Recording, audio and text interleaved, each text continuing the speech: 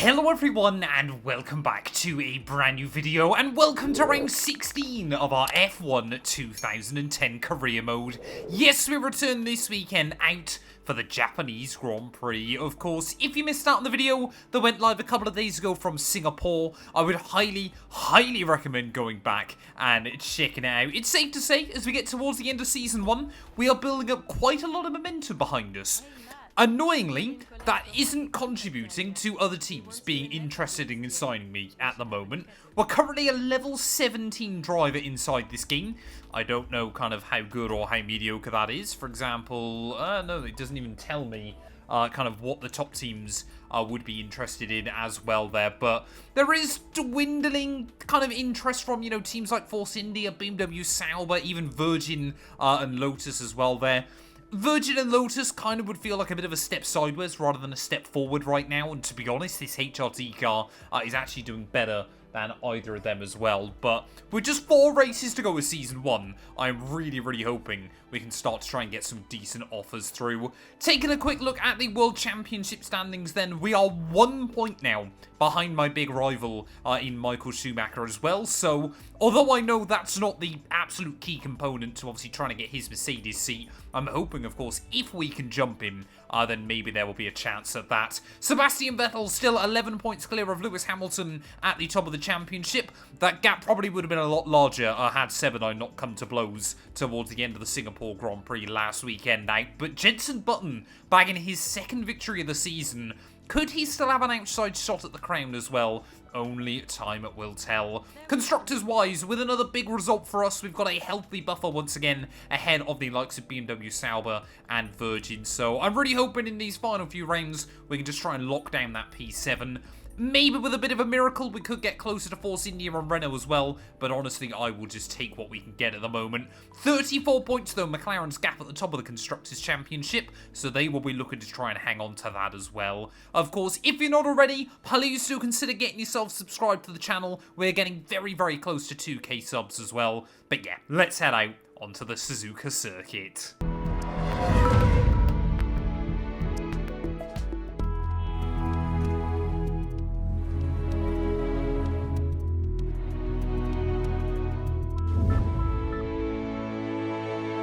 Well, heading out then onto qualifying here from the Suzuka circuit does always make me chuckle. I remember it was probably close to 10 years ago now.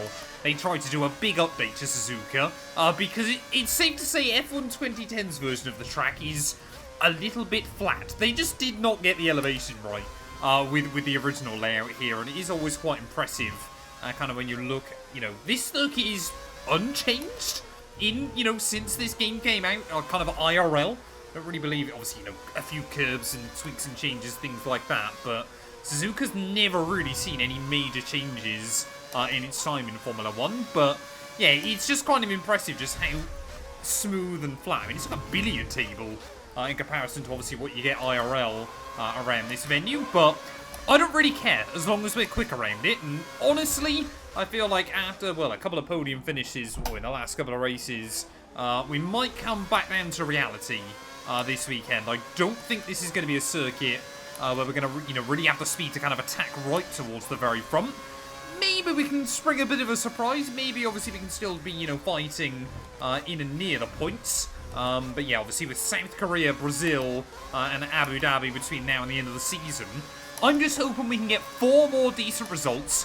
Hopefully, if they are my final races with HRT, you know, kind of get those good results on the board, and then obviously leave the team hopefully in a better place than where we join them there as well. 130R is luckily, completely flat out. That was late on the brakes in towards the final corner, and no real surprise there. That lap's going to be invalidated, so I'm going to have to go for another one. So far then, this second lap, we've been having quite the scrap actually with Heikki Kovalainen, but it's probably not really doing either of us many favours here, as annoyingly the Lotus Caterham driver stays out. We only go 8th spot though with that run, so there's definitely a bit more time to find in the car. But yeah, it's quite clear this weekend we are not going to have the pace to fight at the front, as I'm pretty certain I just heard Kovalainen crash into the back of me. Well, some of you guys might remember as well, of course, earlier on in the season, I spoke about kind of, I've gone into neutral again there. too used to having 8 gears in a Formula 1 car. I'm constantly 1 or 2 higher than where I think I am. Or 1 or 2 lower, I should say, than where I think I am. But yeah, I remember obviously talking about kind of the weird physics of some of the curbs on this game. I think this is more an issue with, obviously, the mod that I'm having to run inside the title. But around Suzuka, you're having to use every single one of them. Because you really can find a lot of time through Sector 1, especially, obviously, just riding the curve through those S's. We're over a second up, though, on this run this time round. So we are definitely finding a bit more time. Make sure I brake a bit earlier, ready for that final corner.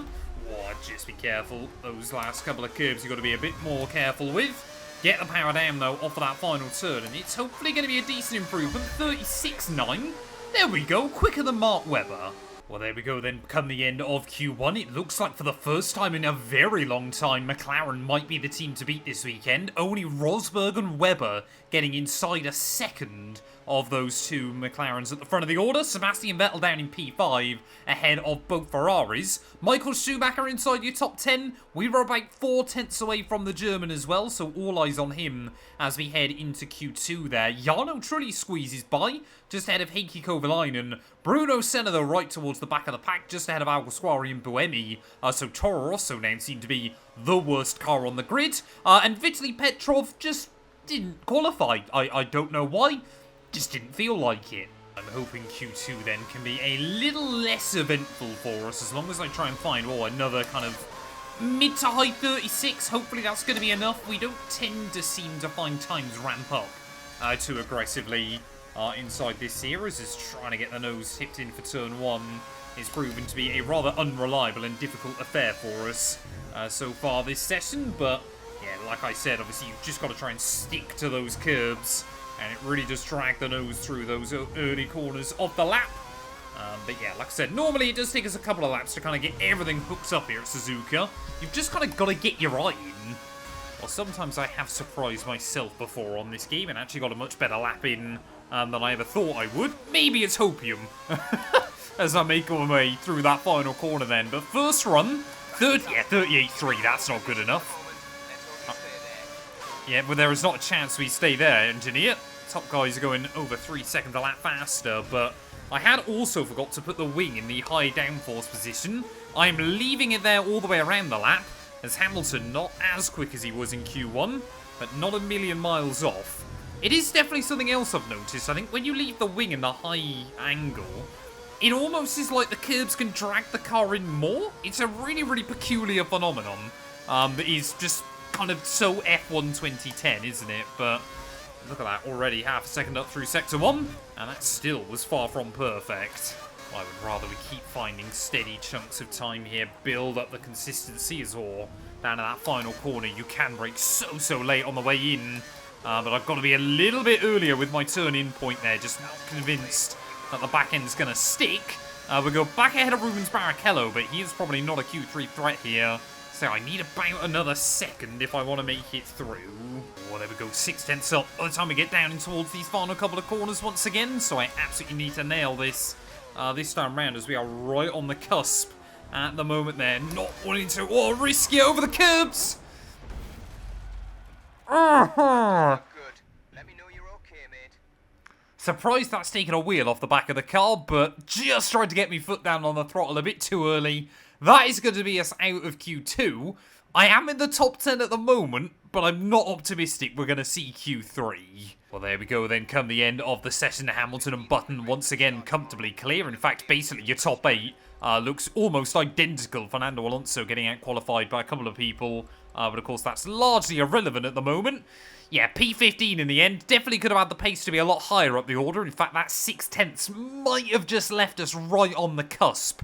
But lining up then for the Grand Prix, we got a lot of work to do if I want to score more points.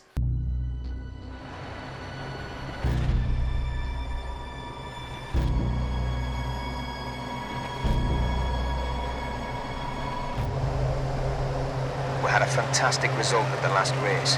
It'd be nice to see another podium here. Anyway, give it your best attempt.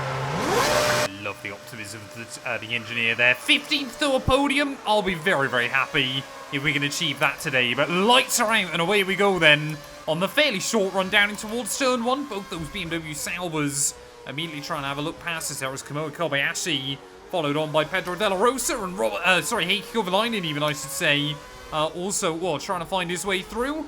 Don't want to leave the car in the standard mix mode. We can leave it in permanently on rich revs at this stage of the season. You just see there everybody weaving and winding their way through the S's for the first time.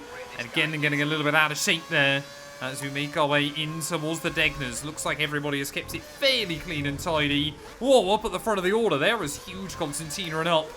Through the second Degner, and maybe we can have a bit of a look for a sneak to the inside. Whoa, into the hairpin. Yes, we will. 1, 2, 3, 4.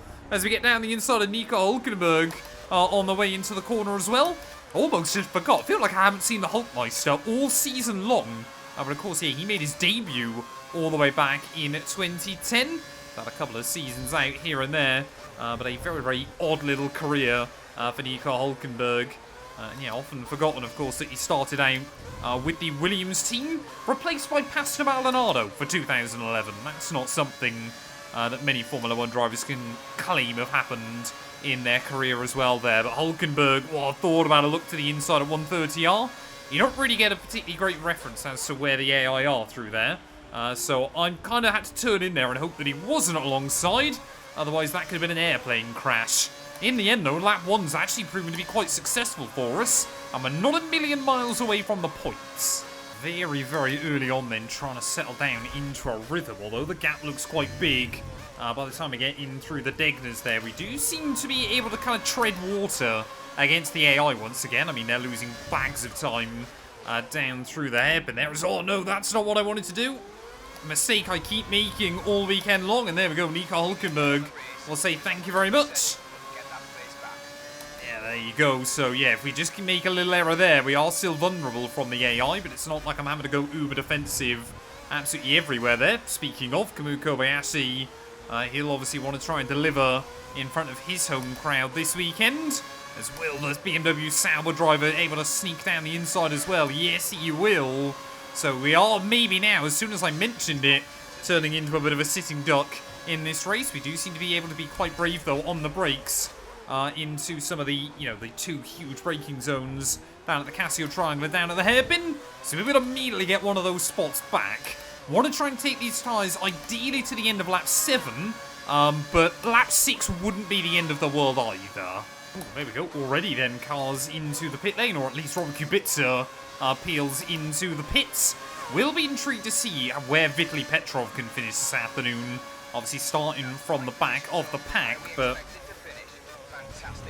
Oh, no. Never hit that curb before in practice or qualifying. And there we go. Huge auto spin moment. I've got a double puncture. I mean, our races, we're in so much trouble there. You don't get safety cars or anything like that in this game. I've taken about 7 cars out. I'm so sorry. I just, span back onto the road with a rear puncture. You don't say. So I think everybody else further behind then has also been wrapped up in that one. And, well, I think, therefore P17 might be as badly as we can finish in this race there. We'll always say that the puncture physics pretty good inside this game. But trying to get back on the road, but...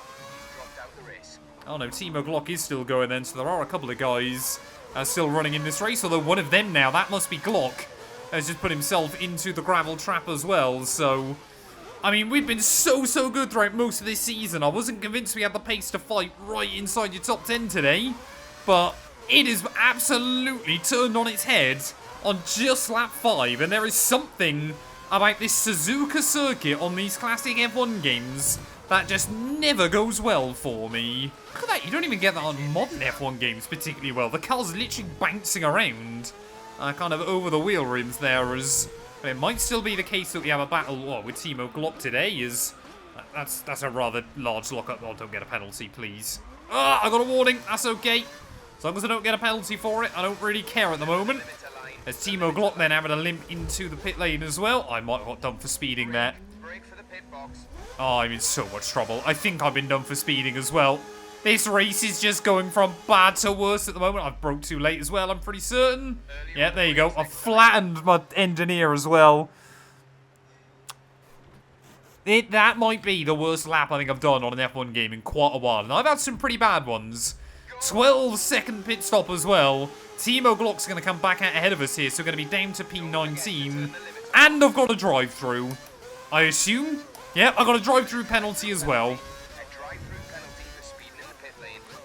Well, I was hoping we might have the pace over Timo Glock today. I still need P18 to get my race objective, and, well, clearly we've got to showcase to some of the bigger teams. When the going gets tough, I can still finish these races, but, yeah, when I'm trying to prove myself to a Mercedes or a Force India or anybody else, moments like that don't really do me any favours. Well, I'm going to make sure I just serve my drive-through penalty now, and I better not pick up another one in the process as well there, but does kind of make me chuckle the fact that the game might still accept this as a pretty good race for us. There we go. Make sure I get it done that time round. But we might even get lapped by Jenson Button pretty soon in this race. I'm hoping, because obviously he will have another... Well, he's got a pit stop to make in this race, that I won't end up going a lap down. But what's the gap then? Oh, to Timo Glock just up in front. Let's forget to remove my limiter on pit lane exit. Gap's probably going to be about 15 seconds. A second a lap all the way to the end. Qualifying pace would say that's... Oh, no. Oh, I'm so lucky there not to lose a wheel. As Hamilton now to the top spot. So Jenson Button is clearly peeled into the pit lane, but this is not my day. Oh, Robert Kubica's gone. Robert Kubica's gone. We're back to P18 then. I really shouldn't be celebrating that, should I? As I've just been lapped by Lewis Hamilton in this race, but 22 seconds to Timo Glock then. We are going to need a Herculean effort if I want to try and close back in on him, as... Well, that's clearly my line through the Casio Triangle then. Well, brake really aggressively on the way in and just throw the nose in. Hamilton into the pit lane, though. That might be the last car I see today, as Michael Schumacher down to 10th. Would be useful if he doesn't score a point this afternoon as well. Well, I am getting slightly concerned at the moment. The engineer just came over telling me Alguersuari is leading this race. He has not lost that lead. So Jaime Alguersuari here, imagine if he and Toro Rosso, with a torrid season that Red Bull's second team has had. I mean, they're still bottom of the constructors pile right now. They've got a huge opportunity to jump Lotus this weekend.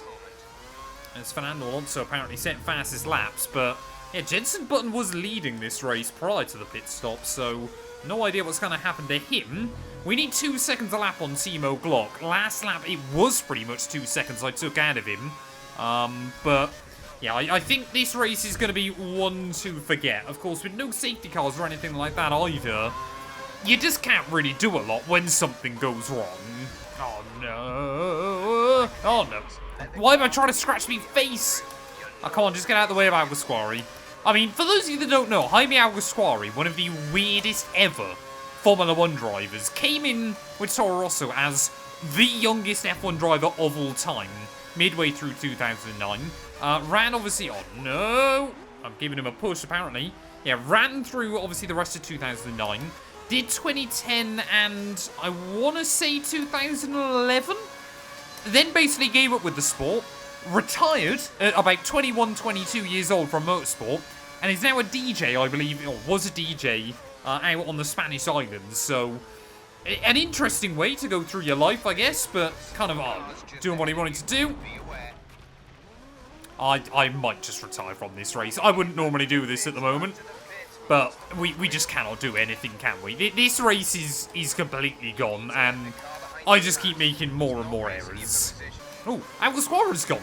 Is Alguersuari gone? Oh, where am I going? Oh, thank Lord for the gravel trap there, otherwise I was worried that I was going to be having another crash with Sebastian Vettel, but Jaime Alguersuari then now seems to be out of this race, so I guess if there's a chance that AI cars can retire, I may as well stick at it, just to kind of see how many freebies I can get.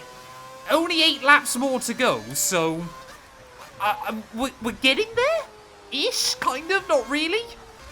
Well, this race is honestly kind of reminiscent of what we had back at Barcelona, but at least there, you know, it was well known the AI just very, very good around. There you go. I think that sums it up, doesn't it? I just completely forgot about the lack of front aero, and well, there we go. That race is an absolute write-off. Don't get many of those nowadays. But the auto spin curbs, the weird curbs on this game, they have once again claimed me as a victim there. I mean, we do still finish P18. I guess that's kind of a silver lining in the end. Yeah, there we go. So the second double DNF of the season there. McLaren, though, maybe they played a little bit of a multi-21 right towards the end of the race, because Hamilton was able to get the jump on Jenson Button, all things considered. Mark Webber in third ahead of Nico Rosberg and Sebastian Vettel. So that means now I believe there's like 2 points in it. We'll get a look in a moment in the World Championship. Alonso beats out Michael Schumacher and Felipe Massa, so Schumi able to pick up a few more points to give himself a bit of a buffer once again. And then Adrian Sutil and Rubens Barrichello all inside your top 10 there. Alguersuari, myself, Kubica, Kovalainen, Petrov, Degrassi, Boemi, and Bruno Senna. So both HRTs, both Toro Rossos, both Renaults, a Lotus and a Virgin, all out of this GP. And, well, a lot of those were unfortunately my doing when all is said and done. 4 points in it now, but it is back in the favour of Lewis Hamilton at the top of the World Championship. Jenson Button still in third now, comfortably ahead of Rosberg and Alonso, who are tied on 149 points apiece. Mark Webber up to sixth then ahead of Felipe Massa. Like I said, 7 points now in it between myself and Schumi, but luckily we've still got a decent buffer ahead of Adrian Sutil. Still, just Bruno Senna and Lucas Degrassi yet to score a point. Constructors-wise, though, McLaren now one hand on that World Championship trophy. A 52-point lead over Red Bull now. Ferrari just 14 ahead of Mercedes. Renault now just 3 ahead of Force India. And we are still a further 12 behind. None of your backmarker teams are able to score, with the exception of Williams. So they get 1 point closer to Virgin towards the end of the campaign as well. Again, I'm sorry that race turned into an absolute disaster, but you guys know me, we take the rough with the smooth. Sometimes it goes well, sometimes it doesn't. We will be back, though, because I'm very excited next weekend to head out for the inaugural Korean Grand Prix.